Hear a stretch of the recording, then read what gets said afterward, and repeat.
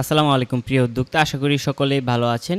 Facebook ads beginner two master কোর্সের class 5 module 4তে আপনাদের সবাইকে স্বাগত। আজকে আমরা আলোচনা করব ফেসবুক অ্যাডসের টার্গেটিং এবং স্ট্র্যাটেজি নিয়ে। আমরা দেখব কিভাবে লোকেশন এবং এজ টার্গেট করতে হয়, অ্যাডভান্টেজ অডিয়েন্স প্লাস অরিজিনাল অডিয়েন্সের মধ্যে পার্থক্য কী, কখন কোনটা ইউজ করবেন, একটা ক্যাম্পেইনের অবজেক্টিভ ওভারভিউ দেখব, আমরা daily budget versus life time budget দেখব, সেই সাথে এবি টেস্টিং দেখাবো আপনাদের, এবং অ্যাডসের যে শিডিউলিং আছে, কখন আপনার একটা রান থাকবে, কখন অফ থাকবে, সেই সাথে প্লেসমেন্ট অপটিমাইজেশনটা আমরা দেখব। চলুন আজকের ভিডিও শুরু করা যাক। সো আমাদের আগে একটা ক্যাম্পেইন ক্রিয়েট করা হয়েছিল, যেটা ক্যাম্পেইন স্ট্রাকচার বোঝানোর জন্য। তো আমি নতুন করে একটা ক্যাম্পেইন ক্রিয়েট করে নিচ্ছি। প্রথমেই আমি জাস্ট আমার অবজেক্টিভটা এনগেজমেন্টই রাখছি, ম্যানুয়াল সিলেকশনটাই থাকুক।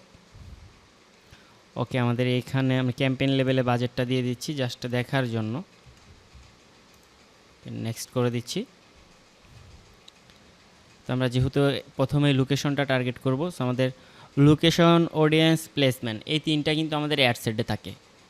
এই তিনটা যদি আমরা টার্গেট করতে চাই বা এডিট করতে চাই, কোনো কিছু করতে চাই, সেটার জন্য আমাদের অ্যাডসেট লেভেল থেকেই করতে হবে। তো এখানে লোকেশন দেখাচ্ছে বাংলাদেশ। আমি চাইলে এখানে কিন্তু সার্চ করে অন্য কান্ট্রিও লিখতে পারি। সাপোজ আমি বাংলাদেশের মধ্যে যদি ঢাকা সিলেক্ট করতে চাই, ঢাকাটা লিখলে কিন্তু ঢাকাটা চলে আসবে, ঢাকা ডিভিশন চলে আসছে। তো এইটা একটা মাধ্যম লোকেশন টার্গেটিং করার জন্য।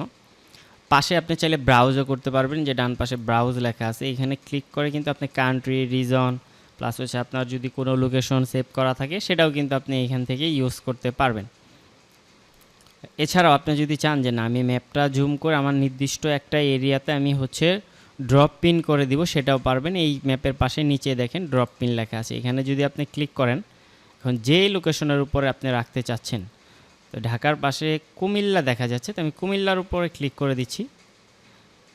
দেখেন এটা কিন্তু কুমিল্লা নিয়ে নিচ্ছে। এখন আমি চাইলে এটার যে এরিয়া, এটা আমি চাইলে কিন্তু এখান থেকে বাড়াতে কমাতে পারবো। সো এখানে 10 মাইল দেওয়া আছে, যদি আমি একটু নিচে করি, দেখেন 1 মাইলে এটা কিন্তু ছোট হয়ে গেছে। আবার যদি চাই যে না, আমি এটা 20 মাইল করব, দেখুন এটা কিন্তু খুব সহজেই 20 মাইল হয়ে গেছে। সো এভাবে আপনারা লোকেশনটা টার্গেট করতে পারেন। একটা আপনি ম্যানুয়ালি সার্চ করে করতে পারেন, অথবা আপনি চাইলে এখান থেকে ব্রাউজ করে, কান্ট্রি আছে এখানে, রিজন আছে, ধরে ধরে করতে পারবেন। এগুলোর মধ্যে আপনি সবগুলা কান্ট্রি পাবেন। আর তাও যদি না পারেন, আপনি এখান থেকে ড্রপ পিনে ক্লিক করে এখানে ফরিদপুরের উপরে আমি ক্লিক করে দিচ্ছি। দেখুন এই যে লোকেশন নিয়ে নিছে। বাস, এটা লোকেশন টার্গেটিংয়ের। সো এরপরে দেখবো আমরা এজের বিষয়টা। আপনি ম্যানুয়ালি যদি আপনার অ্যাডভান্টেজ ক্যাম্পেইন না থাকে, যদি আপনার ম্যানুয়ালি এজ টার্গেট করতে চান, সেক্ষেত্রে আপনাকে সুইচ টু অরিজিনালে ক্লিক করতে হবে। আমি ইউজ অরিজিনাল অডিয়েন্স দিচ্ছি। এইখান থেকে আপনারা চাইলে কিন্তু এজটা টার্গেট করতে পারবেন। তবে এইখানে একটা কথা আছে, যদি আপনার 18 বছরের নিচে হয় আপনার টার্গেটেড অডিয়েন্স, সেক্ষেত্রে আপনি ডিটেল টার্গেটিং করতে পারবেন না। সেক্ষেত্রে আপনি এইখানে ইন্টারেস্ট বেস বা ডেমোগ্রাফিক বেস কাউকে কিন্তু টার্গেট করতে পারবেন না, যদি 18-র নিচে হয়। আর যদি 18 থেকে উপর হয়, সেক্ষেত্রে আপনি ডিটেল টার্গেটিংটা করতে পারবেন। তো আমি এটা 18 থেকে 60 রাখলাম। সো আমরা এখানে একটা জিনিস মিস করে গেছিলাম, সেটা অডিয়েন্স টার্গেটিংটা। আপনি চাইলে অডিয়েন্সটা এখানে ম্যানুয়ালি সার্চ করে আপনি টেস্ট করতে পারেন। আপনাদেরকে দেখিয়েছি আগেও যে চ্যাটজিপিটিতে কীভাবে আপনার প্রোডাক্টের বা সার্ভিসের জন্য কিওয়ার্ড খুঁজে বের করবেন। আপনার প্রোডাক্ট, আপনার সার্ভিস, আপনার চেয়ে কেউ বেশি জানবে না যে আপনার টার্গেটেড অডিয়েন্স কারা। সাপোজ আপনি ফ্যাশন রিলেটেড ক্লোথিং নিয়ে কাজ করেন, তো আমি এখানে ক্লোথ লিখে দেখি যে কিছু আছে কি না এখানে। তো দেখেন এখানে ক্লোথিং অ্যাপারেলটা কিন্তু চলে আসছে। তো এইভাবে চাইলে আপনি এখানে সার্চ করে কিন্তু ম্যানুয়ালি সার্চ করে আপনার কিওয়ার্ড বের করতে পারেন। একটা দিলে কিন্তু এখানে অনেকগুলো সাজেস্ট করবে, নিচে অটোমেটিক সাজেস্ট করবে। চাইলে আপনি এদের আলাদা আলাদা করেও কিন্তু টার্গেট করতে পারবেন। এখন আপনি ধরেন আপনি কিছুই জানেন না আপনার প্রোডাক্ট সম্পর্কে, আপনার কোনো কিওয়ার্ড নেই, কিছুই জানেন, আপনি জাস্ট এই ডান পাশে যে ব্রাউজ লেখা আছে এখানে ক্লিক করবেন। এখানে ক্লিক করলে প্রথমে আমরা দেখতে পাচ্ছি যে এখানে ডেমোগ্রাফিক্স আছে, তারপর আছে ইন্টারেস্ট, তারপরে বিহেভিয়ার। তো ডেমোগ্রাফিকটা কি, তারা আসলে লাইফে কি করে, তাদের কোন জিনিসের প্রতি তাদের ইন্টারেস্ট রয়েছে, তারা কি প্যারেন্টস, নাকি তারা এডুকেশন স্টুডেন্ট, নাকি কাজ করে। তো আমি যেহেতু ধরলাম যে যারা প্যারেন্ট, এটাতে ক্লিক করলাম। চাইলে আপনি অল প্যারেন্ট নিতে পারেন, অথবা আবার চাচ্ছেন যে না, যাদের 18 থেকে 26 ইয়ারের ছেলে মেয়ে আছে, আপনি তাদের টার্গেট করতে যাচ্ছেন। এটা ডেমোগ্রাফ বেসিক। আবার আপনি চাইলে এখান থেকে ইন্টারেস্টও নিতে পারেন, যে তাদের কোন বিষয়ে ইন্টারেস্ট রয়েছে, বিজনেস, সেইগুলো আপনারা একটু দেখে নেবেন। এগুলো ফেসবুকের রিসেন্ট যে আপডেট, সো এইখানে টার্গেটিংটা খুব একটা বেশি ইম্পর্টেন্ট না, ব্রড অডিয়েন্সও ভালো রেজাল্ট দিচ্ছে, কিন্তু তারপরও হচ্ছে ফেসবুকের রিকমেন্ডেশন মানা যাবে না। ফেসবুক যেটা বলে আমি সোজা তার উল্টাটা করি, কিছু ক্ষেত্রে তাদের সাজেশন নেই। সো এই ইন্টারেস্টের মধ্যে কিন্তু আপনারা অনেকগুলো ইন্টারেস্ট পেয়ে যাবেন। এখানে আপনার প্রোডাক্ট বা সার্ভিসের জন্য টার্গেটেড যে ইন্টারেস্ট আছে সেগুলো পেয়ে যাবেন খুব সহজেই। সো এইখানে কিন্তু আপনার প্রোডাক্ট বা সার্ভিসের জন্য হচ্ছে ইন্টারেস্ট বেসড কিওয়ার্ডগুলো টার্গেট করতে পারবেন। এরপর হচ্ছে বিহেভিয়ার, আপনার যে কাস্টমার বা হচ্ছে সার্ভিসের যে ক্লায়েন্ট, তারা হচ্ছে কী ধরনের বিহেভিয়ার করে, তাদের কি সামনে অ্যানিভার্সারি আছে নাকি তারা হচ্ছে ট্রাভেল করে, অথবা তারা কি ফোন ইউজ করে, কোথায় তারা ট্যুর দেয়। তো এই বিষয়গুলো কিন্তু আপনারা এখান থেকে টার্গেট করতে পারবেন। সো সবচেয়ে সহজ মাধ্যম হচ্ছে এখানে ম্যানুয়ালি সার্চ করা। আর ম্যানুয়ালি সার্চ করলে কিন্তু এখানে তারা অটোমেটিক সাজেস্ট করে। দেখেন আমি জাস্ট ক্লোথ লিখছি, দেখেন কত কিছু চলে আসছে, ওমেন ক্লোথিং চলে আসছে। এটা ক্লিক করলে দেখবেন যে এটার নিচে আরও অনেক সাজেস্ট করবে, যে ড্রেস অ্যাপারেল চলে আসছে। সো এটা ভেরি ইজি, চেষ্টা করবেন আপনারা এখানে 3 থেকে 4টা কিওয়ার্ড রাখার জন্য, এর বেশি না, 4টা হলে ইনাফ। এখন চাইলে আপনারা এটা নেরো করতে পারবেন, আমরা আগের ভিডিওতে দেখেছি যে কীভাবে নেরো ডাউন করতে হয়। এটার সাথে আপনি হচ্ছে কন্ডিশন অ্যাড করে দিবেন, এইটা এবং এইটা দুইটাই একই সাথে ইন্টারেস্ট থাকতে হবে, তাহলেই তার সামনে অ্যাডটা যাবে। টার্গেট করতে পারেন। এটা আমরা ড্রাফট করে রাখছি, এটা বাইরে থেকে দেখাই আরও সুন্দর করে বোঝা যাবে বিষয়টা। সো আমরা প্রথমে এখানে ক্রিয়েটে ক্লিক করছি। তো প্রথমেই দেখতে পাচ্ছি যে এখানে আমাদের অ্যাওয়ারনেস দেখাচ্ছে। তো অ্যাওয়ারনেসের আন্ডারে আবার দেখবেন যে অনেক, এখানে দেখবেন যে ডান পাশে শো করতেছে রিচ, এখানে শো করতেছে রিচ নিতে পারবো আমরা, চাইলে আমরা ব্র্যান্ড অ্যাওয়ারনেস করতে পারবো, চাইলে আমরা ভিডিও ভিউজ নিতে পারবো, এবং চাইলে আমরা স্টোর লোকেশন করতে পারবো। আর ট্রাফিকের মধ্যে যদি ক্লিক করি, এখান থেকে আমরা লিঙ্ক নিতে পারবো, প্লাস ল্যান্ডিং পেজ ভিউ নিতে পারবো, ইনস্টাগ্রাম প্রোফাইল ভিজিট নিতে পারবো, মেসেঞ্জার, ইনস্টাগ্রাম, হোয়াটসঅ্যাপে লিড নিতে পারবো, প্লাস আমরা কল অ্যাডও কিন্তু এখান থেকে রান করতে পারবো ট্রাফিক থেকে। আবার চাইলে আমরা এনগেজমেন্ট থেকে কিন্তু মেসেঞ্জার, ইনস্টাগ্রামে, হোয়াটসঅ্যাপে লিড নিতে পারবো, ভিডিও ভিউজ নিতে পারবো, পোস্ট এনগেজমেন্ট নিতে পারবো, কনভার্সন নিতে পারবো, কল নিতে পারবো। এর নিচে আছে লিড। লিডটা হচ্ছে আপনার ওয়েবসাইট এবং ইনস্টাগ্রাম ফর্ম যদি থাকে কোনো, বা আপনার যদি গুগল ফর্ম থাকে, সেখানেও কিন্তু আপনি লিড নিতে পারবেন। এই যেখানে ইনস্টা ফর্ম আছে, প্লাস মেসেঞ্জার, ইনস্টাগ্রামে আপনি হচ্ছে আপনার লিডটাকে নিতে পারবেন। সেইগুলো আপনারা একটু আবার আমরা যদি চাই যে অ্যাপ প্রমোশন করব, সেটার জন্য অ্যাপ ইনস্টল, অ্যাপ ইভেন্টের অপশন আছে। এবং মোস্টলি আমাদের যেটা বেশি ইম্পর্ট্যান্ট প্রয়োজন হয় ই কমার্সের ক্ষেত্রে, সেলস। এই সেলসের মধ্যে আপনি চাইলে কনভার্সন নিতে পারবেন, ক্যাটালগ সেলস নিতে পারবেন, আবার চাইলে আপনি মেসেঞ্জার, ইনস্টাগ্রাম, হোয়াটসঅ্যাপেও কিন্তু কাস্টমার নিতে পারবেন। সো এটা ছিল অবজেক্টিভ ওভারভিউ। আসলে আপনি কি চাচ্ছেন সেটার উপরে কিন্তু আপনার ক্যাম্পেইন গোল ডিপেন্ড করবে।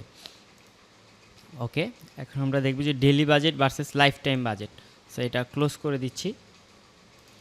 ডেইলি বাজেট আর লাইফ টাইম বাজেটটা হচ্ছে যে আপনি একটা নির্দিষ্ট সময়ের জন্য অ্যাড রান করতে চাচ্ছেন।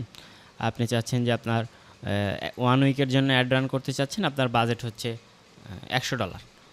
তো এটা যদি আমি লাইফ টাইম দিই, তো ফেসবুক কী করবে, যেদিন আপনার বেশি ভালো রেজাল্ট আসবে সেদিন বেশি কাটবে, কোনো দিন কম কাটবে, কিন্তু অ্যাভারেজে আপনার 7 দিনে $100ই কাটবে। সর্বোচ্চ হয়তো বা আপনার 20% বেশি কম বেশি কাটতে পারে। তো আমার রিকমেন্ডেড থাকবে, যেহেতু আমরা ই কমার্স নিয়ে কাজ করব, আমাদের ডেইলি বাজেটটা বেশি ইম্পর্টেন্ট, কারণ আমরা ম্যাক্সিমাম সেলটাই চাই। তো সবসময় চেষ্টা করবেন ডেইলি বাজেট রাখার জন্য। লাইফ টাইম বাজেটে কিছু সমস্যা আছে, ধরেন আপনি 7 দিনের জন্য বাজেট দিলেন, সেটা 7 দিন চলার পর স্টপ হয়ে গেল, কিন্তু আপনি চাচ্ছেন ক্যাম্পেইনটা রানিং রাখার জন্য, সেক্ষেত্রে আপনার জন্য হেল্পফুল হবে ডেইলি বাজেটটা। আর ডেইলি বাজেটও আপনি যে যদি $10 দেন, সাপোজ আপনি যদি $10 দেন, এটা 20% কম বেশি হতে পারে। কোনো দিন হয়তো বা আপনার $12 কাটবে, কোনো দিন আবার $8 কাটবে, আবার কোনো দিন $10ই কাটবে। তো অ্যাভারেজে আপনার ডেইলি হিসাব করলে $10ই কাটবে। ওকে, এবি টেস্টিং জিনিসটা কি? এ এবং বি এর মধ্যে টেস্টিং আপনি হচ্ছে 1 অথবা 2 ধরতে পারেন। মনে করেন আপনার একটা ক্যাম্পেইন রানিং আছে, আপনি আরেকটা ক্যাম্পেইন রান করতে চাচ্ছেন, দুইটার মধ্যে আপনি টেস্ট করতে চাচ্ছেন যে কোনটা ভালো পারফর্ম করে, তার উপর কিন্তু আপনি ডিসিশন নিতে পারবেন। সাপোজ এখানে কিন্তু আমাদের 2টা ক্যাম্পেইন রানিং, একটা হচ্ছে টেস্ট অ্যাওয়ারনেস আর একটা হচ্ছে নিউ এনগেজমেন্ট। আমরা চাইলে এই 2টা কিন্তু টেস্ট করতে পারি বিভিন্নভাবে। আমরা চাইলে এটার আন্ডারে যে অ্যাডস আছে এটা টেস্ট করতে পারি, অথবা আমরা অডিয়েন্স আছে সেটা টেস্ট করতে পারি, প্লেসমেন্ট টেস্ট করতে পারি, ব্লা ব্লা ব্লা। তো সাপোজ আমি ম্যানুয়ালি একটা আপনাকে দেখাচ্ছি, যে এখানে দেখেন এবি টেস্ট লেখা আছে, এখানে যদি ক্লিক করি গেট স্টার্টেড, আমি চাইলে এখান থেকে নতুন ক্যাম্পেইন ক্রিয়েট করে অথবা কপি করেও কিন্তু করতে পারি, অথবা আমার এক্সিস্টিং অ্যাড যেগুলো আছে অলরেডি সেখান থেকেও আমি সিলেক্ট করতে পারি। সো আমাদের এক্সিস্টিং যেহেতু অলরেডি আছে, আমি এখানে ক্লিক করে দিচ্ছি। দেন নেক্সটে করে দিচ্ছি। এখন আপনি চাইলে এখানে দেখেন আমার যে টেস্ট অ্যাওয়ারনেস একটা আছে, এটা আমি চাইলে সিলেক্ট করতে পারি। যেহেতু এটা ড্রাফট আছে সেজন্য সিলেক্ট হচ্ছে না। আবার চাইলে আমি ক্যাম্পেইন বি হিসেবে আমার যে নিউ এনগেজমেন্ট আছে এটা সিলেক্ট করে দিতে পারি। তো দুইটা কিন্তু ম্যানুয়ালি সিলেক্ট করা যায়। দেওয়ার পর জাস্ট নেক্সট করবেন, তখন এটা একটা সময় পর যখন সে ডাটা পাবে অ্যানালাইসিস করে আপনাকে দেখাবে যে এটার পারফরমেন্স এত পার্সেন্ট, এটা এত পার্সেন্ট, আপনার জন্য এটা প্রফিটেবল হবে। এই হচ্ছে এবি টেস্টিং। আবার চাইলে আপনি যখন ক্যাম্পেইন ক্রিয়েট করেন, আমরা যখন ক্যাম্পেইন ক্রিয়েট করতে যাই তখন এইখানে দেখবেন যে এবি টেস্টিংয়ের একটা অপশন থাকে, এই যে চাইলে এইখান থেকেও করতে পারেন। কত দিনের জন্য চাচ্ছেন ডিউরেশনটা এইখান থেকে আপনি সেট করে দিতে পারবেন। প্লাস আপনি কি টেস্ট করতে চাচ্ছেন, যদি চান যে না আমি আমার যে কন্টেন্ট আছে আমি কন্টেন্টটা টেস্ট করে দেখতে চাচ্ছি এবি টেস্টিং, যে কোনটা ভালো পারফর্ম করবে। আবার চাইলে আপনি অডিয়েন্সও করতে পারবেন, চাইলে আপনি প্লেসমেন্টটাও করতে পারবেন। আবার কাস্টমে ক্লিক করে আপনি আপনার মনের মতো যেটা চাচ্ছেন, এই দেখেন এখানে অনেকগুলো অভাব নেই। সো আমি ম্যানুয়ালি এবি টেস্টিং করি, আমার এবি টেস্টিংয়ের প্রয়োজন পড়ে না। আমার যে মানে আপনি একটা সময় পর যখন অ্যাড চালাবেন, এক্সপার্ট হবেন, তখন ধরেন এই দুইটা ক্যাম্পেইন আমার চলতেছে, আমি কি করি, আমি অ্যাডসে চলে আসি। অ্যাডসে আসার পর আমি দেখি যে এখান থেকে কোনটা ভালো পারফর্ম করতেছে, আমার যে ম্যাট্রিক্স আছে এগুলো অ্যানালাইসিস করে আমি ডিসিশন নিতে পারি যে এটা আমার জন্য প্রফিটেবল, এটা আমার জন্য প্রফিটেবল না। একইভাবে আমি অ্যাডসেটে আসি, আসার পর আমি যখন এখানে এগুলো আপনাদের দেখাবো, হ্যাঁ কীভাবে আপনারা এখানে কলাম অ্যাড করবেন, ডাটা অ্যানালাইসিস করবেন, দেখাবো এগুলো সামনে আপনাদেরকে। তো আমি এইখান থেকে ডিসিশন নিতে পারি যে আমার এই অডিয়েন্সে আমার কষ্ট এত কাটতেছে, এতগুলো সেল দিছে, এটা এত কাটতেছে, এত দিতেছে। তো আমি এখানে দেখার মাধ্যমে আমি বুঝতে পারি যে এই ক্যাম্পেইনটা আমার জন্য উইনিং হবে এবং এই ক্যাম্পেইনটা আমার জন্য উইনিং হবে না। ওকে, তারপর হচ্ছে অ্যাড শিডিউলিংয়ের যে বিষয়টা, আচ্ছা অ্যাড শিডিউলিংটা হচ্ছে আপনি যদি লাইফ টাইম বাজেট ইউজ করেন সেক্ষেত্রে আপনি অ্যাড শিডিউলিংটা ইউজ করতে পারবেন। আর যদি চান যে না আমি লাইফ টাইম বাজেট ইউজ করবো না, ডেলি বাজেট ইউজ করব, সেক্ষেত্রে কিন্তু আপনি অ্যাড শিডিউলিং ইউজ করতে পারবেন না।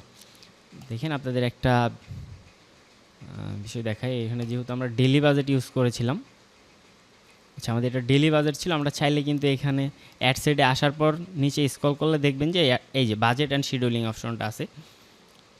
সো আপনি চাইলেও এখানে কিন্তু শিডিউলিংটা করতে পারবেন না। আমি চাইলে ইউনিট ডেট দিতে পারবো যে আমার একটা 7 দিন চলুক, ডেলি এত ডলার করে কাটুক, কিন্তু আমি বাজেট শিডিউলিংয়ে যদি ক্লিক করি এটা নেবে না, কারণ হচ্ছে আমার ডেলি বাজেট। আবার যদি এটা লাইফ টাইম বাজেট দিই সেক্ষেত্রে কিন্তু আমি ম্যানুয়ালি সিলেক্ট করে দিতে পারবো। সো এই ছিল হচ্ছে আমাদের শিডিউলিং। তো এখন আমরা দেখব হচ্ছে যে প্লেসমেন্ট অপটিমাইজেশন। তো প্লেসমেন্ট, অডিয়েন্স, বাজেট এগুলো সব কিন্তু আমাদের অ্যাড সেটেই থাকে। তারপরে প্লেসমেন্টটা পাবেন একেবারে নিচে, একেবারে নিচে স্ক্রল করলে দেখবেন এখানে দেখাচ্ছে যে অ্যাডভান্টেজ প্লাস প্লেসমেন্ট আছে। ফেসবুক তার মনের মতো করে সে হচ্ছে বিভিন্ন জায়গায় প্লেস করবে, ফেসবুকের যতগুলা প্ল্যাটফর্ম আছে সেখান থেকে সে যখন ডাটা পাবে বুঝতে পারবে যে কোন প্লেসমেন্ট থেকে আপনার বেশি রেজাল্ট আসতেছে, সে সেখানে স্পেন্ড করা শুরু করবে।